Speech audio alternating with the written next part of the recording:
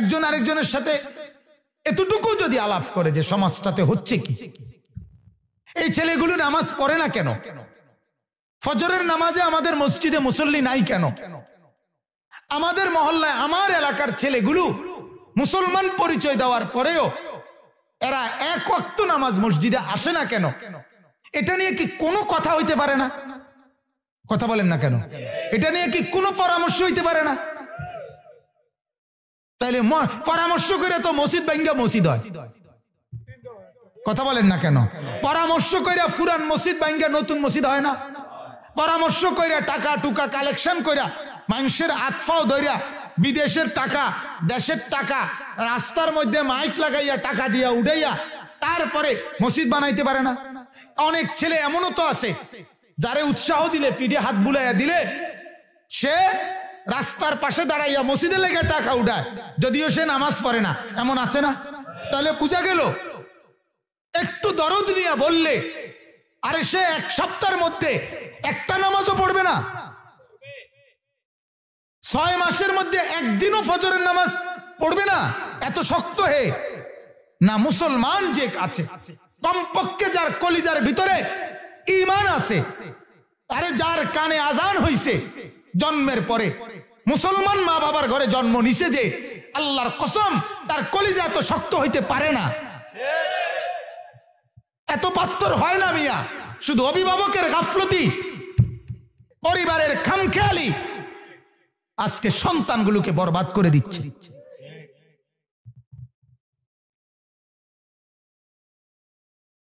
এটা হলো মেন সমস্যা। আমি এজন্য আমার একটা শক্ত কথা, এটা পরিষ্কার কথা, আজকে মা বাবা এরাও চূড়ান্ত পর্যায়ের স্বার্থপর, এগুলো স্বার্থপর। এগুলোর কথা হইল শুধু ভাত তরকারির বুঝ হইতে হইব। আমার চাকরি করবি, নয় দোকানদারি করবি, নয় ব্যবসা করবি, নয় বিদেশ যাবি, নয় টাকা কামাইবি, টাকা দরকার, যেমনে করস করস। মা বাপের বুঝ হইল এটা, আমার টেয়ার বুঝ হইলে হইছে, টাকার বুঝ হইলে হইছে, টাকা দরকার আমার। তোর চরিত্র থাকুক বা না থাকুক, তোর আখিরাত থাকুক বা না থাকুক, আমার টাকা দরকার। কিন্তু আল্লাহর কসম আমি স্পষ্ট বলি, আমার স্পষ্ট মনে আছে আমার বাবা বলছে যে ফুত আমার টাকা দরকার নাই, আমার পড়া দরকার। আমার মা বলছে আমার টাকা দরকার নাই, আমার পড়া দরকার। মায়ের চোখের পানি, বাবার কঠোর শাসন, দুইটা মিলছে আল্লাহ তাআলা 5 ভাই, আমরা 5 ভাই আলেমে দ্বীন হইছে আলহামদুলিল্লাহ। দুটোটাই ছিল, মার চোখের পানি, বাবার কঠোর শাসন। আমি জীবনে একবার, শুধু আমার পড়ালেখার হায়াতে আমি একবার বলছিলাম আব্বারে, শুধু আব্বা আমি এই মাদ্রাসায় পড়তাম না, একটা মাদ্রাসার ব্যাপারে, মানে মাদ্রাসার তো ফরুম কিন্তু এটা পড়তাম না। কথাটা বুঝছেন না? আমার আব্বা স্পষ্ট আমার মনে আছে, আমার আব্বা বলছে পরের বেলা ভাত আমার ঘরে আর খাইও না, পরের লোকমা ভাত আমার ঘরে খাইও না, আমার ঘরের ভাত একদম নিষেধ করে দিলাম, বাইরে এখনই বাইরে, যেখানে গিয়া ভাত মিলে হেনে খাও, তোমার কামাই করে তুমি যেটা মনে করে দেখো, বাইরে। পরে সুন্দর করে মাদ্রাসা গেছি। কথা বুঝছেন? বাবার কঠোর শাসন ছিল, পরের লোকমা ভাত নিষেধ করে দিয়েছে যে ভাত খাইও না ঘরে আমার। আর আজকে 8 বছরের বাচ্চাটা, 10 বছরের বাচ্চা, 10 বছরের একটা বাচ্চার উপরও কি মুসলমানের কোনো কন্ট্রোল নাই? ক্লাস 8-এ পড়ুন একটা ছেলের উপরে মা বাবার কোনো নিয়ন্ত্রণ নাই। কথা বলেন না কেন? তাহলে ওই ছেলেটাকে একটাবার বলে না কেন যে তুই নামাজ পড়বি কোন দিন? বলেন মিয়া, কেন এত ডাকাত হয়ে গেলাম?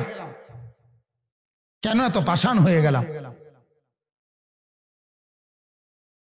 হায় হায় হায় হায়, আহারে মুসলমান, এতগুলো ছেলে এই দোকানগুলোর মধ্যে যে আড্ডা দিচ্ছে, এগুলো মাগরিবের নামাজ পড়ছে? আমি তো মাগরিবের, আমার বয়ান এখানে মাগরিবের নামাজের পরে, আবু বকর ভাইয়ের সাথে আমি কথা বলছি, মাওলানা আবু বকরের সাথে। এরপরে আমি জামাত, ওই যে আব্দুল মজিদ কলেজের গেটের সাথে একটা ছোট্ট মসজিদ আছে, টিনের ঘরের একটা মসজিদ, ওইখানে জামাত পড়ে আবার টান দিয়ে আইসা তো এনে বয়ানে ঢুকছি।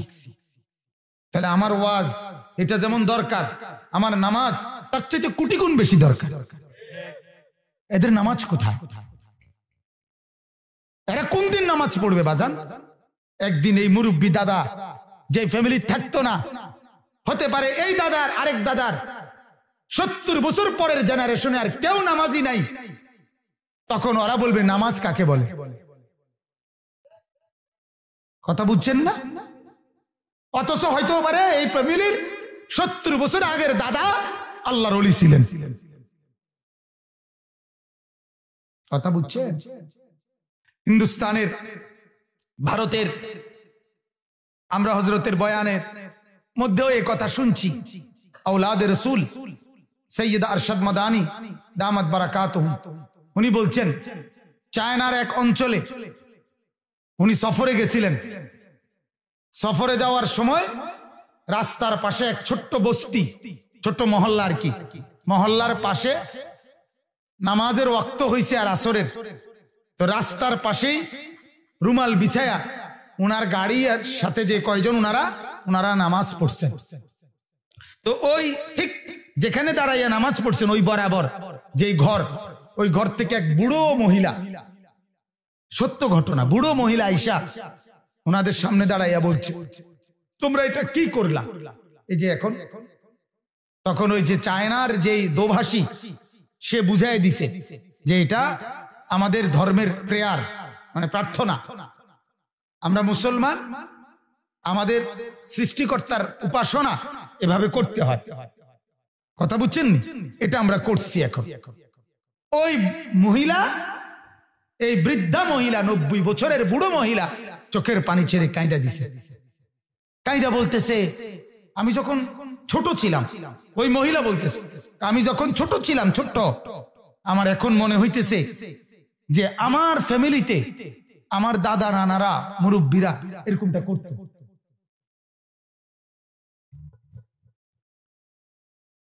এরকমটা করত। আচ্ছা, তোমাদের এটা দেখে আমার ওই স্মৃতি মনে হয়েছে। কথা বুঝছে? অর্থাৎ আজ থেকে 70 বছর আগের পূর্বপুরুষ মুসলমান ছিল, 70 বছর পরে ঈমান ইসলাম হারাইয়া নিজেদের পরিচয় আর জানে। আমার অনুরোধ বাজান, আমার অনুরোধ, আপনারা আপনাদের ফ্যামিলি এভাবে ছেড়ে যায়েন না। ওরা ইসলাম ভুলে যাবে, ওরা একদিন চিনবে না কোরআন কাকে বলে, একদিন ভুলেই যাবে, চিনবে না। একদিন তারা কোরআন চিনবেই না। মসজিদ, মাদ্রাসা যে পরিমাণ চেষ্টা মেহনত করতেছে, কিন্তু সব কিছুতেই সীমিত। যতগুলো সারা বাংলাদেশে যতগুলো কওমি মাদ্রাসা আছে, শুধুমাত্র ঢাকা ইউনিভার্সিটির জায়গা জমি, ঢাকা ইউনিভার্সিটির স্থাপনা এর চাইতে বেশি। কথা বুঝেন নাই আপনি? সুযোগ সুবিধা এর চাইতে কি অনেক বেশি, অনেক বেশি। অনেক সীমাবদ্ধতার ভিতরে অনেক কষ্ট করে খাইয়া না খাইয়া মাসের পর মাস আলুর ভর্তা, ডাল, সামান্যটুকু খাবার খাদ্য খেয়ে দিবানিশি মালিকের কোরআন নিয়ে পড়ে আছে, আল্লাহর দ্বীন নিয়ে পড়ে আছে। এটুকু সুযোগও যদি একদিন বন্ধ হয়ে যায়, এর পরের জেনারেশন আর ইসলাম চিনবে না। এর পরবর্তী প্রজন্ম আর ইসলাম কাকে বলে এটাই বুঝবে না, বুঝবে। এখনো তো হাজার হাজার স্কুল কলেজ পড়ুয়া, লক্ষ লক্ষ ছেলে মুসলমান যারা একটা লাইন কোরআন শরীফ শুদ্ধ পড়তে পারে না, এমন লক্ষ লক্ষ ছেলে আছে না? তাহলে এদের জীবন থেকে তো হারিয়ে গেল কোরআন। এরা তো আর জীবনে কোনোদিন আল্লাহর কোরআন শুদ্ধ পড়তে পারলো না, আর না পড়ার কোনো আফসোসও শিখলো না, না পড়ার কোনো বেদনাও নাই। না পারার কোনো অনুশোচনাও নাই, না পারার কারণে কোনো বিব্রত লজ্জিত এটাও তো নাই, এটা তো কোনো পরোয়াও করে না। তাহলে মানসিকতা এখানে এসে দাঁড়াইছে। এরপরের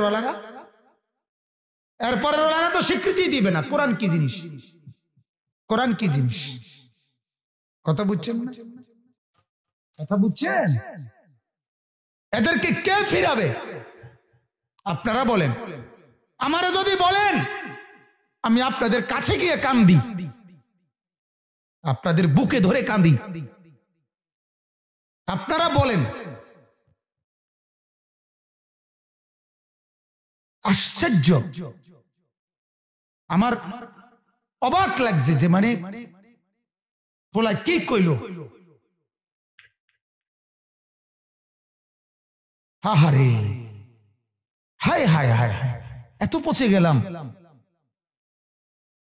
অথচ মানুষের যেই কোনো মানুষ এটা বুঝে, গাছের গোড়া শক্ত অংশ এত সকালে তো ভাঙ্গে যায় না। এলে একটা 18-20 বছরের যুবক এত সকাল তো নষ্ট হয়ে যাওয়ার কথা না। এখন তো তাগড়া সময়, এই সময়টাও তার এক ওয়াক্ত নামাজ পড়তে মন চায় না। এ ভবিষ্যতে করবেটা কি? যে ছেলেগুলো আজকে বড় হইতেছে এক ওয়াক্ত নামাজ না পড়ে, এদের সন্তান মসজিদকেও তো স্বীকার করবে না। কথা বলেন না কেন? এদের সন্তান তো কোরআনকেও স্বীকার করবে। কোরআন আবার কি আপনারা জানেন? এই যে রাসূলুল্লাহ সাল্লাল্লাহু আলাইহি সাল্লাম যেই কওম কুরাইশের কাছে ইসলামের দাওয়াত দিছে, তারা আল্লাহর নবীকে বলতো মুহাম্মদের কিতা কও, কবর কিতা, আখিরাত কি, কবর থেকে আবার কেমনে উঠাইবো? এই কোরআনে আছে ওয়াদারাবা লানা মাসালান ওয়া নাসিয়া খালকা ক্বালা মান ইউহয়িল ইযামা ওয়া হিয়া রামীম। মক্কার কুরাইশের এক কাফের বলতে নবীকে, মুহাম্মদ যেই হাড্ডি গুঁড়া হইয়া পাউডার হয়ে গেছে, মাটির সাথে মিশে গেছে, এটারে তোমার খোদায় কেমনে উড়াইবো? তার মানে এরা আখিরাত চিনতেছে না। কথাটা আমার বুঝছেন? এরা পরকাল চিনতেছে না, এরা কবর বুঝতেছে না। অথচ এই কথাটা যারা বলতেছে, আমার কথাটা বুঝছেন তো? একজন হইলে একজনই বুঝেন।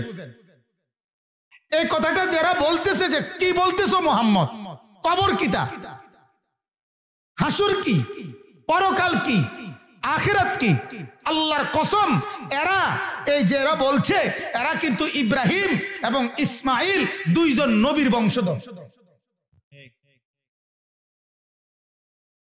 এদের পূর্বপুরুষ নবী, কিন্তু নবীর শিক্ষা থেকে ছুটতে ছুটতে বাদ দিতে দিতে একদিন নবীর জেনারেশন আইসা আরেক নবীরে বলতেছে আখিরাত কিতা। কথা বুঝছেন? একজন বুট দোকানদার জবাব দিক, তার নামাজের টাইম হবে কোন দিন? কথা বলেন না? সে বলুক। তাহলে একজন চটপটি দোকানদার বলুক যে বাবা তোমার নামাজের ওয়াক্ত হবে কোন দিন? তুমি কি মরবা না? কথা বলেন না? তোমার কি আখিরাত তাই? তো তোমারে ফিরাবে কে? তোমার কি কোনো কথা শোনা দরকার নেই? আল্লাহ আমাদেরকে বুঝার তৌফিক দান করেন। ইত্তাখাযান নাসু রুউসান জুহালান। আল্লাহর নবী বলছে আখিরি জামানায় মানুষ মূর্খ নাদান, ওদেরকে নিজেদের নেতা বানাবে। নাউজুবিল্লাহ। আল্লাহ আমাদেরকে মাফ করে দেন। এজন্য আমার বাপ, আসলে আমি আমার মনের ব্যথার থেকে এই কথাগুলো বললাম, কাউরে কষ্ট দেওয়া না, শুধু এই একটি মাহফিল নিয়ে কোনো মাথা ব্যথা না। কিন্তু আমি আপনাদের কাছে অনুরোধ করছি, আপনারা যারা বসছেন, ছেলেরা যারা তোমরা মাশাআল্লাহ এখন আইসা বসছো, তোমাদের কাছে অনুরোধ বাজান, ওয়াজ মাহফিলের দিন আল্লাহর কোরআন যেখানে হয়, সেদিন তুমি এই দোকানপাটে হাঁটতো না। সেদিনের এই বুট, সেদিনের বাদাম প্রয়োজনে না খাও। ওই দিনের চটপটি না খাও, কারণ আল্লাহর কোরআন একটা দিন, একটা ঘন্টা পুরা বন্ধু বান্ধব দুনিয়াবি ব্যস্ততার থেকে আলাদা হয়ে আল্লাহর কোরআনের কথা একটু শোনো, তাহলে ফায়দা হয়, কলিজায় নূর আসবে। আপনাদের কাছে অনুরোধ, আপনারা একটু ফিকির করবেন, যে যেখানে মাহফিল করার, আমার কথা হলো কেউ রাগ হোক, দোকানদাররা রাগ হোক, এতে আমার কিছু করার নেই, আমার কোনো কিছু করার নেই, কিন্তু তারা জবাব দিক। এই কারণে বলতেছি যে এই 5 জনের নিয়ত আগের থেকে প্ল্যান করে নিছে যে কালকে আমরা মিটিং এ, মানে ওই পরামর্শ সভায় বৌমু আলগা আলগা, একসাথে না, এখানে একজন হেনে একজন হেনে একজন, মানে সরায় সরায় বসবো আর কি, আমরা আলগা আলগা, যাতে একজন একসাথে বইছি এটা যাতে বোঝা না যায়। তো 5 জন বসছে 5 খান দিয়া, আবুল বাখতারি, আবুল আসওয়াদ, এরকম আরো কি কি নাম যেন। তো প্রথম একজন কথা উঠাইছে পরের দিন আর কি মিটিং এ, যে দেখুন সবার কাছে আমার একটা প্রস্তাব, এটা আমার একটা মনের কথা, আমার ব্যক্তিগত অভিমত, মুহাম্মদের সাথে এবং তার অনুসারীদের সাথে এই আচরণটা ঠিক হইতেছে না, এটা একটা অন্যায় আচরণ হচ্ছে, এটা আসলে উচিত হচ্ছে না। আমাদের কুরাইশদেরও তো একটা ইজ্জত আছে, একজন মানুষের সাথে বিরোধিতা কি এভাবে হয় না, এরকম একটা কথা বলছে। সাথে সাথে ওই আরেকজন আরেক কোনা দিয়া উনি দাঁড়াইয়া বলছে, তুমি কথাটা কইয়া লাইলা, কথাটা তো আমারও মনে আইছিল, আমিও কইলাম, হইলে এরকম একটা কথা আমিও আজকে কয়টা দিন ধরে কমু কমু কইয়া ভাবছিলাম, যে তুমি কওনে, আমারও মনে আইছে যে না আমিও কম দরকার কথা। এরপরে উনিও বলছে, হ্যাঁ আমারও কথা, এটা আসলে ঠিক হইতেছে। আরেকজনে বলছে, আরেকজনে বলছে, আরেকজনে, কয়জন হলো? 5 জনে যখন বলছে, পুরা মজমার মধ্যে একটা সুরগুল উঠে গেছে। আরো লোকজনেও না আসলে কথাটা ভাবা দরকার। আবু জেহেল তো বড় বিচক্ষণ ছিল, কিতাবে আছে আবু জেহেল 500 জনের চেহারার দিকে তাকাই এই বলছে যে আল্লাহর কসম এগুলো আগের পরিকল্পিত। এটা কিতাবে আছে। মাহে বড় নেতা না, নেতার তো একটা কি থাকে, গুণ থাকে না, নেতা তো নেতাই হয়। তো কয়েকটা মনে হইতেছে কি পূর্ব পরিকল্পিত, তোমরা আসলে নাইলে এক সুরের কথা। কিন্তু এটা বলার পরেও পুরাপুরি হাউস তখন একটা শোরগোল লাগাই দিছে যে না এটা নিয়ে ভাবা দরকার। তখন ঠিক এই টাইমে আল্লাহর কুদরত, তারা এখানে একটা কাবজাব লাগাই দিছে, কাজ্জা ফাসাদ, এবং নিজেদের মধ্যে কি হয়ে গেল, মতানৈক্য হয়ে গেল না। কিছু কইতেছে না এটাই কথা ঠিক, কিছু বলতেছে না এটা ঠিক হইতে পারে না বেটা। এই নিয়ে তর্কাতর্কির মধ্যেই আল্লাহর নবী সাল্লাল্লাহু আলাইহি সাল্লাম ওনার চাচা আবু তালেবকে নবীজি বলছে, চাচা আল্লাহ তাআলা আমাকে এই মাত্র জানাইছে যে ওরা যে কাগজটা ওইখানে লেখা রাখছিল কাবা ঘরের বারান্দায়, ওইটার মধ্যে শুধু আল্লাহ, এই আল্লাহর নাম লিখছে শুরুতে বিসমিল্লাহ, বিসমিকা আল্লাহুম্মা যে লিখছে, আল্লাহর নামটা ছাড়া ওই কাগজে যতগুলো লেখা চুক্তির শর্ত, এগুলো একটা অক্ষরও বাকি নাই, সব ফোকে খাইয়া ফেলছে। আল্লাহ আমাকে জানাইছে, আপনি কি কোন? আবু তালেব আসছে এটা বলার জন্য, আইসা দেখে কাজ্জা চলতে আছে, এটা লইয়ে কথা বোঝেন না, ঝগড়া চলতেছে কি নিয়া, এটা নিয়েই তর্কাতর্কি চলতেছে। আবু তালেব তখন বলতেছে, এই সবাই থামো, আমি একটা কথা বলি, মোহাম্মদ আমাকে এই মাত্র, আমার ভাতিজা আবু তালেবও কিন্তু কাফের, কাফের না, আবু তালেব কি ঈমান আনছিনি, সেও তো ঈমান আনে না। বলতেছে আমার একটা কথা, আমার ভাতিজা এই মাত্র বলল যে ওই চুক্তির যে কাগজটা আমরা টাঙ্গাইছি ওইটা নাকি পোকে খাইয়ে ফেলছে। তো এক কাজ করো, এই তর্কাতর্কি না করে এই কথাটার উপর একটা সিদ্ধান্ত করো, যদি মুহাম্মাদের কথা এটা ঠিক হয় তাহলে চুক্তি বাতিল। আর যদি ভুল হয়, তার কথাটা যে না ফোকে খায় নাই, যদি গিয়ে দেখি আমরা, তাইলে এই সিদ্ধান্ত বলবৎ থাকবে। কথা বুঝছেন? সবাই কইছে হ্যাঁ ঠিক আছে চলো। আয়েশা দেখে ঠিকই আল্লাহ রাসূল সাল্লাল্লাহু আলাইহি সাল্লাম যা বলছেন তাই। ফলে 3 বছরের বন্দি জীবন থেকে আল্লাহ নবী সাল্লাল্লাহু আলাইহি সাল্লাম মুক্তি পেয়ে গেলেন। তাহলে আমার বলার উদ্দেশ্য হলো বাজান, মানবতা, মানুষের প্রতি মানুষের এই দরদ, এতটুকুর কারণে ওই 5 ব্যক্তির উদ্যোগে 3 বছরের বিরূপ পরিস্থিতিটাও উল্টায় দিছে ওনারা। তাহলে মানুষের মধ্যে মানুষ যদি একটু কথা বলে,